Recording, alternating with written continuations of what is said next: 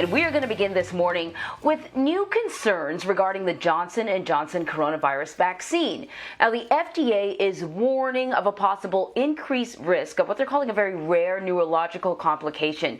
It's known as Guillain-Barré syndrome. Now, what do they mean by that? What is rare? Well, out of the 12.8 million J&J doses administered, only 100 suspected cases have been identified, and the agency says that it has not established that the vaccine could cause the syndrome, which has also been linked to other vaccines, including a flu shot.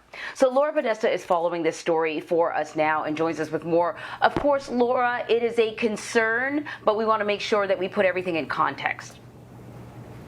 Absolutely. Good morning, Anne-Marie. Guillain-Barré syndrome has symptoms including tingling in the fingers and the toes. A very small percentage of people who come down with it die. The vast majority recover, but with lingering effects like fatigue and numbness.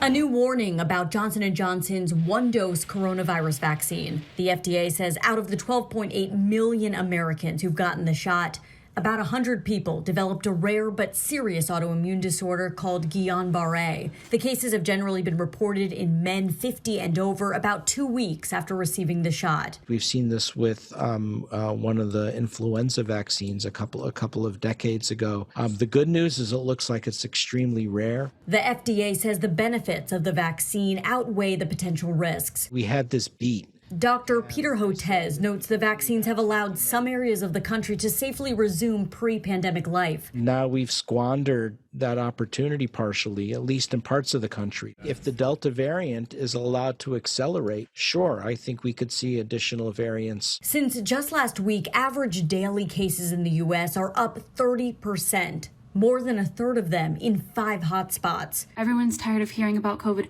We're tired of COVID too. Kayla Hillis is a nurse at Cox Medical Center Branson in Missouri. The hospital is sharing video diaries from employees in hopes their messages get through. Even if you don't think it's COVID, if you think you have a cold, give it a couple of days. Stay at home. Just see how it goes. Meanwhile, Pfizer officials met with the White House to discuss offering a third shot to high-risk Americans. For now, the government says the booster is not necessary. But yesterday, Israel started to give a third dose of the Pfizer vaccine to at-risk adults there, Anne-Marie. That is very interesting. So, you pointed out that our government doesn't think a third dose is necessary, at least at this time. What case is Pfizer making on why they feel a third booster is necessary?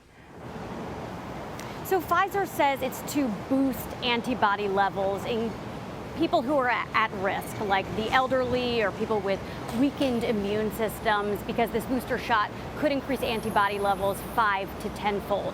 So there was a call between Pfizer top scientists and U.S. officials, Dr. Anthony Fauci among them. Yesterday, it was a virtual meeting, lasted about an hour.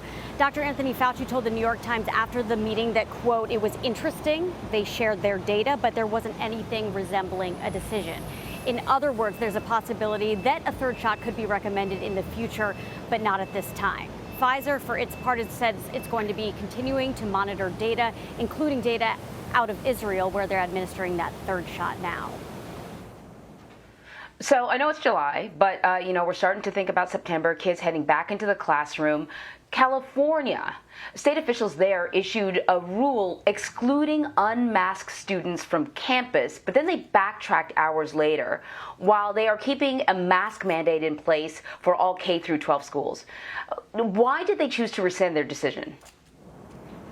It's unclear what pushback they received to rescind that decision, but essentially Governor Gavin Newsom came out with a clarification late yesterday saying that it will be a district by district, school by school decision on how to handle kids who show up to school without a mask or who perhaps lose their mask at school. We know that all schools are going to be equipped with plenty of extra masks to give students on campus, but no student is going to be asked to leave campus if they forget one. I should also mention that all staff, including teachers, whether or not they're vaccinated, are going to be required to wear face coverings when teaching. Anne-Marie. All right, Laura Podesta in New York. Laura, thank you so much. Thanks.